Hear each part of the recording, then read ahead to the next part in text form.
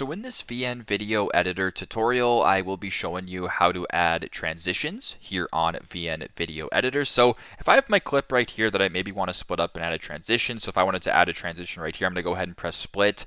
Right where it says split, there's a plus icon. Go ahead and add that. But once you're here, you can go ahead and just do a basic transition. So if you want to do this transition, you can kind of play around with it. You can dissolve, do what you got to do.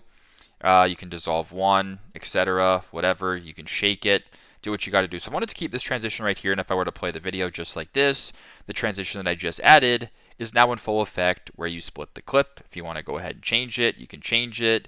You can make it none, black, you can go mattes, you can go effects, do what you got to do.